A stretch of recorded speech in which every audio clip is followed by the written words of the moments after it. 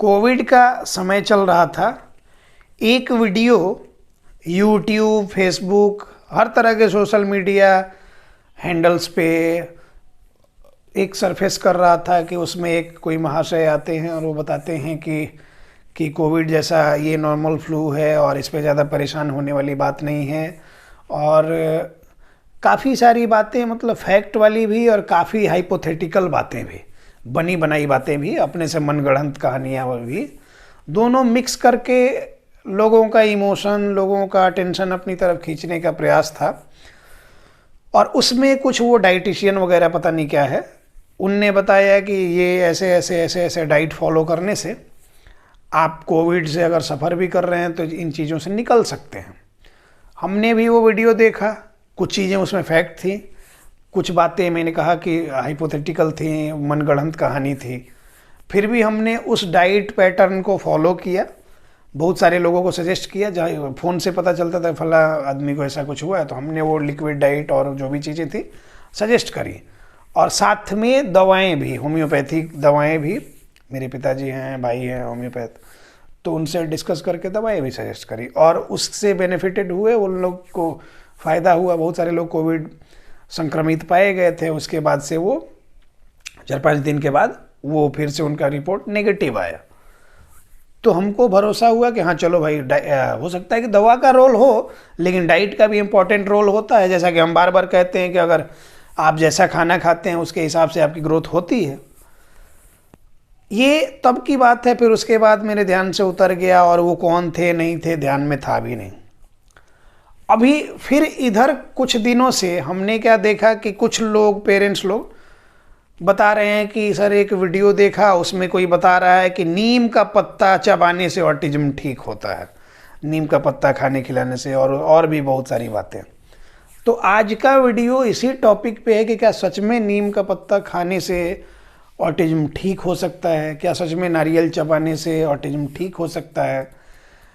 कुछ आजकल अमेरिका में हमेशा रिसर्च वगैरह का कुछ ना कुछ आते रहता है, तो उसमें विटामिन B12 का कोई अल्टरनेटिव लेके आया, उससे ऑटिज्म ठीक हो सकता है।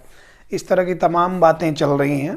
तो मैक्सिमम लोग हमारे पास भेजते हैं कि हाँ ऐसा है तो सर हो सकता है क्या, ऐसा है तो हो सकता है क्या। इन सारी बातों पे हम बताएंगे कि क्या सही क्या गलत। ध्यान से देखिए, समझिए। और बार बार कहते हैं कि इस तरह की चीज़ों में, हाइपोथेटिकल बातों में पढ़ के अपना समय बर्बाद नहीं करना चाहिए। तो ये भी आपको क्लियर हो जाएगा कि क्या सही क्या गलत। तो चलिए शुरू करते हैं। सबसे पहली बात ये है कि जो ये नीम का पत्ता, नीम की डाली, नीम का फली जो भी बताता है, वो आपको कहीं ना कहीं एक सेंटिमेंट के साथ यूज करना चाहता है, क्योंकि हम लोग को शुरू से बताया गया है कि मेडिसिनल प्रॉपर्टी होती है नीम की, और हम खुद इस बात से एग्री करते हैं। हम अगर गांव जाते हैं तो 10 दिन घर पे रहें तो डेली 2-4 पत्ते चबा लिया, उसी से दातुन किया, उसी के आसपास रहे। फली उसकी जब फलती है आम के सीजन के आसपास में, वो भी होती है, तो वो भी हम खाते हैं। ये बिल्कुल सही बात है। लेकिन उससे मेरी हाइट बड़ी हो जाए, मेरे बाइसेप्स थोड़े और चौड़े और तगड़े हो जाएं, मेरे ट्राइसेप्स ये हो जाए, मेरा 6 पैक बन जाए, ये टारगेट रख के हम नहीं करते, क्योंकि उससे होगा भी नहीं, ये पता है। और एक कहावत हमारे देश में पूरी तरह से फेमस है कि नीम हकीम खतरे जान। नीम हकीम खतरे जान कहने का मतलब होता है कि ये बिना ऑथेंटिसिटी के, अननेसेसरली एक माइक और एक फ़ोन लेके कोई भी आके अनर्गल प्रलाप करके जाता है, ऑनलाइन कुछ भी बोल के, और हम सेंटीमेंट से जोड़ते हैं कि देखो फलाना लोग तो, वो डॉक्टर सब तो इतना पैसा मांगता है, उतना कंसल्टेशन फीस, उतना दवाई का, उतना जांच का, उससे बढ़िया तो ये है कि खाली नीम का पत्ता चबवा दे रहा है और ठीक करा दे रहा है। प्रूफ कहाँ है? एविडेंस बेस्ड अप्रोच कहाँ है? एविडेंशियल प्रूफ क्या है? कुछ भी नहीं है। इसके पीछे का कोई कॉन्सेप्ट ही नहीं है कि हाँ इससे क्या होगा नहीं होगा करके। बेवकूफ़ी वाली बात है ये। और मैंने कहा कि कोविड टाइम में, आज से 5-6 साल पहले की बात हो गई, कि वो हमने देखा था तो हमको लगा कि ये कोई जेन्युइन आदमी होगा। फिर उसी का वीडियो आ गया तो लगा कि अच्छा, इसका डाइट का तो हमने देखा था। लेकिन फिर वो क्या हुआ कि अब उस कोविड का टाइम था, वो मौसम वैज्ञानिक है, कोविड के टाइम में वो कोविड एक्सपर्ट बन जाता है।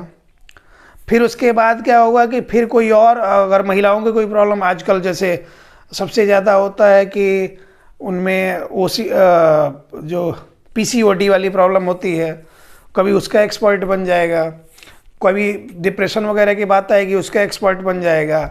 आजकल सबसे ज़्यादा हॉट टॉपिक है ऑटिज्म और बच्चों में न्यूरो डेवलपमेंटल डिसऑर्डर, तो आजकल उसका एक्सपर्ट बना हुआ है। फिर कुछ दिन बाद देखिएगा कि ये मौसम वैज्ञानिक फिर किसी और चीज़ पे एक्सपर्ट बना रहेगा। तो ऐसे मौसम के हिसाब से बदलने वाले जो गिरगिट होते हैं उनके चीज़ों को लेके आप उतना सीरियसली मत हुआ कीजिए। जो बच्चा आपका एक कौर जो होता है खिचड़ी का मुंह में नहीं डालना चाहता उसको, या फिर वो रोटी नहीं डालना चाहता, उसको जो पसंद है 2-4 चीज़ें उतना ही खाना चाहता है, उसको एवर्जन है फूड से, कई तरह के फूडों से, फूड से और सारी चीज़ों से उसको बिल्कुल भी एवर्जन जैसा है, बिल्कुल भी वो नहीं छूना चाहता, मुंह में नहीं डालने देना चाहता, बहुत तरह के इश्यूज हैं उसमें। वो नीम का पत्ता चबाएगा और हम ज़बरदस्ती पत्ता चबवाने लग गए, उतना कड़वा, वो और उसकी प्रॉब्लम आपसे डर जाएगा, भागने लग जाएगा और सारी मल्टीपल प्रॉब्लम्स डेवलप कर जाएंगे। तो ये सॉल्यूशन है या फिर ये क्या होता है, कई बार प्रॉब्लम का सॉल्यूशन ढूंढना होता है, ये सॉल्यूशन का प्रॉब्लम ढूंढना है। और चूंकि हमने देखा और सदियों से सुनते आ रहे हैं कई पीढ़ी से कि नीम तो होता है मेडिसिनल प्रॉपर्टी होती है। नीम की बिल्कुल मेडिसिनल प्रॉपर्टी होती है। जब हमको स्किन डिजीज रहता था, कई बार हो जाता था, तो दवाएं लेते रहते थे, लेकिन नीम के पत्ते को खौला के उससे नहाना, नीम के पत्ते को उबाल के उसको पीना, कई बार छाल उसका काट के उबाल के पीना, ये सब किया हमने डिटॉक्सिफिकेशन के लिए, जितना सुन रखा था किया, लेकिन फिर भी कुछ नहीं हुआ। हाँ, कुछ हद तक उसका बेनिफिट हुआ भी होगा बाद में, लेकिन दवाओं पे रहना पड़ा था। तो जिस चीज़ में जो नीड है वो तो करना पड़ेगा। अब बात करते हैं कि डाइट की, जैसे कि नारियल का बताया कि ऐसे कच्चा नारियल ऐसे ऐसे अनुपात में आपको देना चाहिए, ऐसे ऐसे रेशियो में बिल्कुल देना चाहिए। क्यों? नहीं कुछ करेगा तो प्रोबायोटिक प्रॉपर्टी तो उसमें है ही है, तो इसलिए जब आप देंगे तो गट हेल्थ तो ठीक रहेगा ही रहेगा बच्चे का। तो गट हेल्थ जब ठीक रहेगा, डाइजेशन प्रॉपर होगा, तो कम से कम इरिटेशन तो नहीं रहेगी बच्चे को, चिड़चिड़ापन उसमें नहीं रहेगा, कोऑपरेटिव होगा, उसकी डाइजेशन ठीक रहेगी तो और चीज़ों को खाने के लिए करेगा, लालायित रहेगा वो।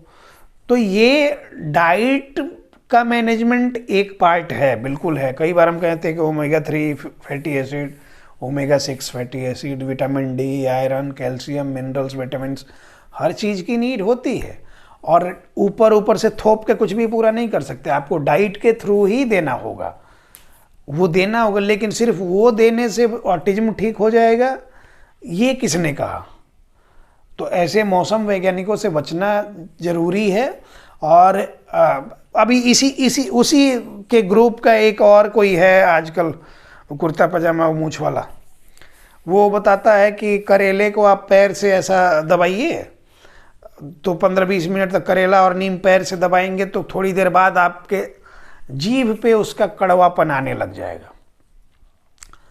तो पहले तो ये फिजिक्स के किस लॉ के हिसाब से है, जो लोग पढ़े लिखे होंगे वही बता सकते हैं, हमको तो कुछ आता नहीं है। किस लॉ के हिसाब से कौन सा विसरण, कौन सा परासरण, कौन सा डिफ्यूजन, किस वजह से हुआ, ये नहीं समझ आया मुझे। चलो ठीक है, कोई बात नहीं आया, साइंस में हम कमज़ोर रहे होंगे, हालांकि नंबर ठीक ठाक आते थे फिर भी। अब ये बताओ कि जैसे नीम को और करेले को पैर से दबाने से जीभ पे आता है, अच्छी बात है। तो फिर अगर हम कीचड़ में चल रहे होते हैं, मान लिया कि 10-15-20 कदम 50 कदम अगर कीचड़ में चल लिए, तो कीचड़ का टेस्ट जीभ पे आता है कि नहीं आता? क्योंकि अगर उस केस में आता है तो इस केस में भी आना चाहिए।